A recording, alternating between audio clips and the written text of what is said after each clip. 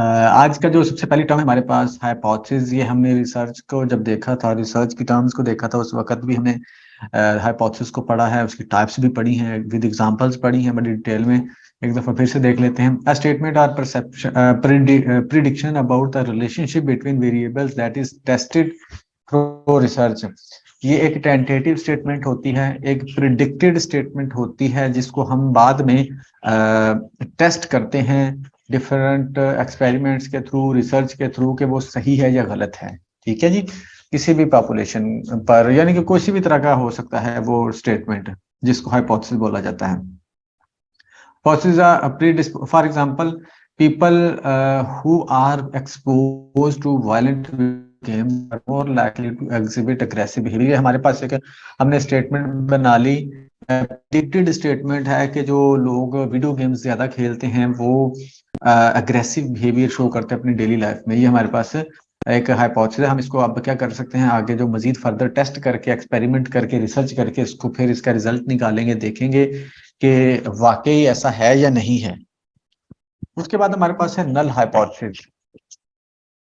Null hypothesis है हमारे पास। उसके बाद नल हाइपोथेसिस क्या होता है? The hypothesis there is hypothesis that there is no significant relationship between variables. वो हाइपोथेसिस जिसमें वेरिएबल्स के दरमियान में कोई रिलेशनशिप नहीं होता, उसको नल हाइपोथेसिस कहते हैं। मिसाल के तौर पर, there is no significant difference in levels of anxiety between participants who receive cognitive behavioral therapy and participants who receive no treatment।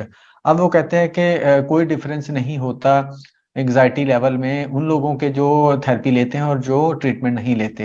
ये मतलब कि नहीं, उसने बोला कि नहीं होता, इसका मतलब कोई रिलेशनशिप नहीं है, इसको नल हाइपोथेसिस बोलेंगे। ऑल्टरनेटिव हाइपोथेसिस नल हाइपोथेसिस के अगेंस्ट होता है, यानी कि इसके उलट होता है। Hypothesis that there is a significant relationship, जिनमें वो हाइपोथेसिस जिसमें वेरिएबल्स के दरमियान में रिलेशनशिप होता है, उसको बोलते हैं अल्टरनेटिव हाइपोथेसिस। उसके बाद हमारे पास है जी थ्योरी। कुछ लोग इसको थ्योरी पढ़ते हैं, कुछ थ्योरी पढ़ते हैं।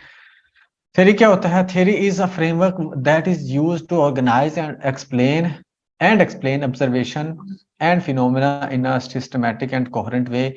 ये एक फ्रेमवर्क होता है, एक आप कह सकते हैं कि एक पूरा एक्सप्लेनेशन होती है किसी भी फिनोमेना की, किसी भी चीज के बारे में, and to generate new insights and hypothesis that can be tested through research. और उससे मजीद जो हाइपोथेसिस जनरेट किए जा सकते हैं। आप कह सकते हैं कि एक पूरा पैकेज होता है थ्योरी, जिसमें जो है दलाइल दिए गए होते हैं, आर्गुमेंट्स दिए गए होते हैं, डिफरेंट एविडेंस दिए गए होते हैं किसी भी चीज को लेके। मिसाल के तौर पर आप कह सकते हैं कि सर्दी में जो है, अगर ज्यादा देर सर्दी में बाहर रहें तो बुखार हो जाता है। ठीक है, अब ये वाला एक थ्योरी है कि इसको मतलब डिफरेंट एविडेंस वगैरह से, डिफरेंट सबूतों से, डिफरेंट दलाल से इसको अगर साबित किया गया है तो ये हमारे पास मौजूद है। अब इसको यूज करते हुए आगे हम क्या कर सकते हैं? डिफरेंट हाइपोथेसिस जनरेट कर सकते हैं। ठीक है, डिफरेंट नताज निकाल सकते हैं, डिफरेंट रिसर्चेस कर सकते हैं। एक थ्योरी की एग्जांपल है थ्योरी ऑफ एवोल्यूशन। ठीक है, जैसे कि theory of evolution explains how species change over time through the mechanisms of natural selection, के टाइम के साथ साथ जो ऑर्गेनिजम्स है कैसे चेंज हो रहे होते हैं by natural selection, genetic drift and mutation. ठीक है, इससे the theory of relativity explains the behavior of objects in motion and the relationship between space and time। और जो थ्योरी ऑफ रिलेटिविटी है वो ये सारी बता रही होती है, मोशन रिलेशनशिप बता रही होती है, behaviour of objects in motion and the relationship between the space and time. उसके बाद significance level, the probability of rejecting the null hypothesis when it is actually true. जब आपका हाइपोथेसिस ट्रू हो, उस वक्त आपके पास जो प्रोबेबिलिटी होती है या पॉसिबिलिटी होती है कि आप उसको रिजेक्ट कर दें।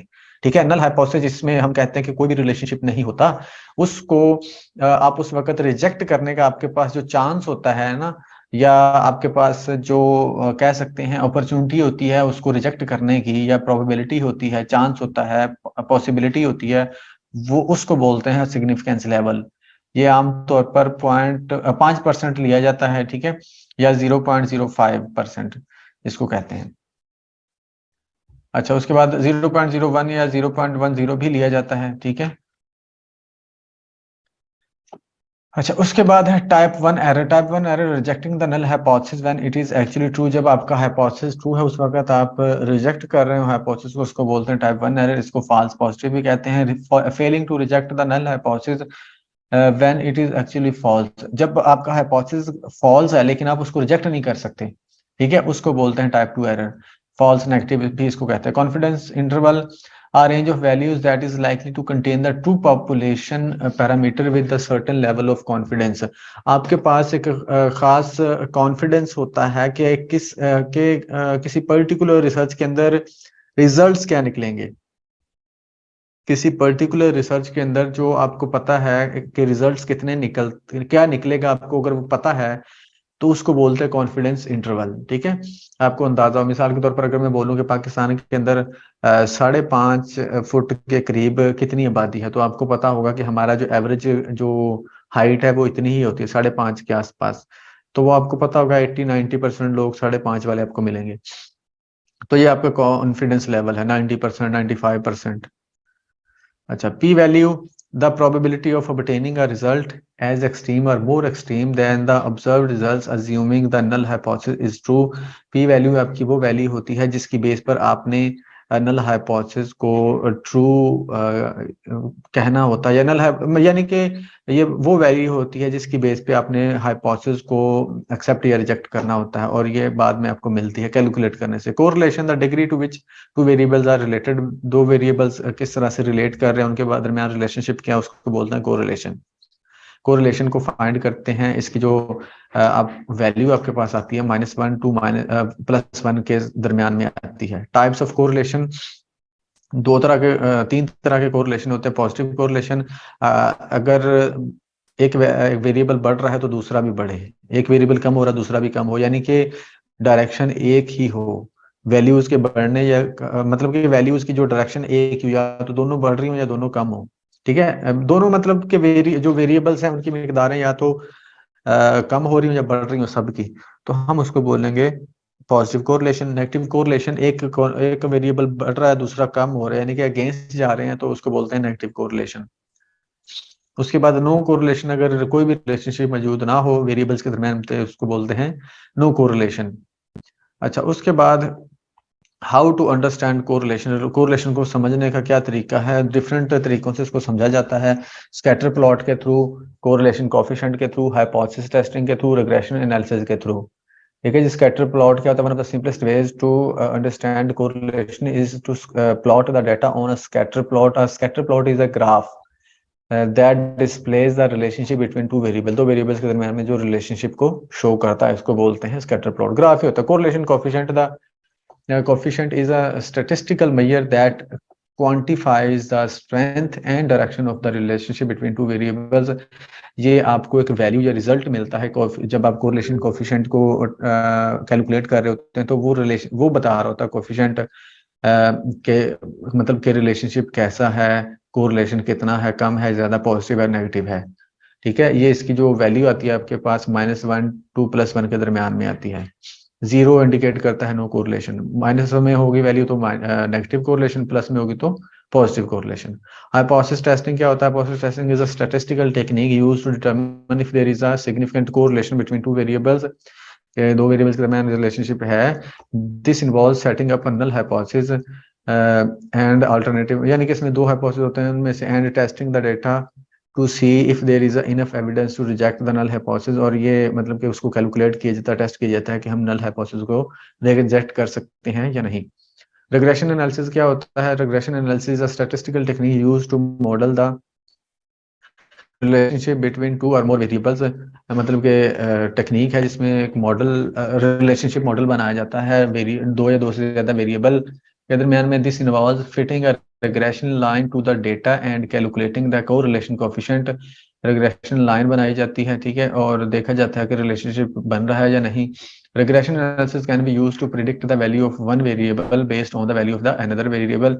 वही वाली बात, कॉज एंड इफेक्ट वाली, एक वेरिएबल आपको पता है तो दूसरे की आप वैल्यू निकाल सकते हो। उसके बाद रिग्रेशन क्या होता है? रिग्रेशन है statistical technique used to analyse the relationship between one independent variable and one और मोर इंडिपेंडेंट वेरिएबल। एक डिपेंडेंट और एक या एक से ज्यादा इंडिपेंडेंट वेरिएबल्स के दरमियान में जो रिलेशनशिप फाइंड किए जाते जाता है, टेक्निक यूज की जाती है, उसको रिग्रेशन बोलते हैं। रिग्रेशन कितने टाइप्स के होते हैं? Linear regression, multiple regression, logistic regression, polynomial regression, time series regression, ये रिग्रेशन की टाइप्स हैं। देख लेते हैं ये लीनियर रिग्रेशन क्या था। Linear regression is a type of regression that models the relationship between a dependent variable and one or more independent variable using the linear equation। Linear equation के जरिए से जो वेरिएबल्स के दरमियान में रिलेशनशिप फाइंड किया जाता है उसको लीनियर रिग्रेशन कहते हैं। इसमें एक सीधी लाइन बन रही होती है, ठीक है। लीनियर रिग्रेशन के अंदर एक सीधी लाइन, स्ट्रेट लाइन डेवलप हो रही होती है।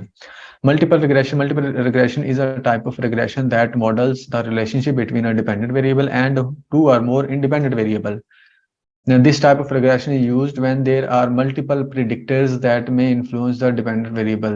मतलब इसमें भी वही वाला किया जाता है, लेकिन इसमें डिफरेंस क्या है, यानी कि इसमें भी रिलेशनशिप ही फाइंड किया जाता है, लेकिन इसमें आपके पास क्या होता है, मल्टीपल प्रिडिक्टर्स होते हैं, ठीक है, जो डिपेंडेंट वेरिएबल को क्या कर सकते हैं, इन्फ्लुएंस कर सकते हैं, इसलिए मल्टीपल रिग्रेशन कहते हैं। लॉजिस्टिक रिग्रेशन क्या होता है?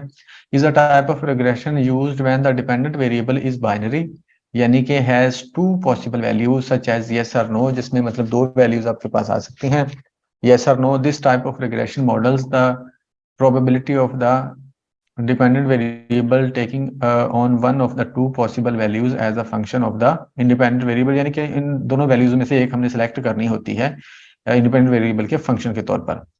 Polynomial regression is a type of regression that models the relationship between a dependent variable and one और मोर। वही वाली बात, रिलेशनशिप ही फाइंड किया जाता है, लेकिन this type of regression is used when the relationship between the variables is non linear. इसमें जो लाइन है वो स्ट्रेट नहीं होती, ठीक है, नॉन लीनियर होती है। लीनियर रिलेशनशिप क्या होता है नीचे बताता हूं मैं। Time series regression is a type of regression used when the data is collected over time. जब टाइम के अकॉर्डिंग डेटा कलेक्ट किया जाता है, रिजल्ट्स निकाले जाते हैं, उसको बोलते हैं time series regression, such as daily, weekly or monthly data। This type of regression is used to model the relationship between the dependent variable and time। Dependent variable और टाइम के दरमियान में रिलेशनशिप फाइंड किया जाता है, यानी कि यहाँ पर इंडिपेंडेंट वेरिएबल आपका टाइम होता है। अच्छा, लीनियर रिलेशनशिप क्या होता है? A linear relationship between two variables means that as one variable changes, the other changes in a constant and proportional manner, यानी कि जिस तरह से वो बढ़ेगा, इंडिपेंडेंट वेरिएबल बढ़ता है, उसी तरह से इंडिपेंडेंट वेरिएबल भी बढ़े, ठीक है। In the other words, the relationship between the two variables can be described by a straight line or a scatter plot। For example, if we looking at the relationship between a person's height and weight, a linear relationship would mean that as a person's height increases, जैसे height increase होती है, their weight also increases, उसका weight भी increase हो जाता है in a constant and proportion manner, यानी कि जितना उसकी height बढ़ेगी उसी तनासुब से, उसी रेशो के साथ उसका जो है वजन भी बढ़ता जाता है। This relationship can be plotted on a scatter plot where each point represent a person's height and weight. मतलब इसको ड्रॉ करके भी हम देख सकते हैं, जिसमें हम एक स्ट्रेट लाइन को फाइंड करेंगे, स्ट्रेट लाइन हमें एक मिलती है, ठीक है जी। ये हमारे पास था second part of statistics in research. I hope आपको समझ आ गई होगी। अगर कोई इशू हो तो आप पूछ सकते हैं। Thank you so much.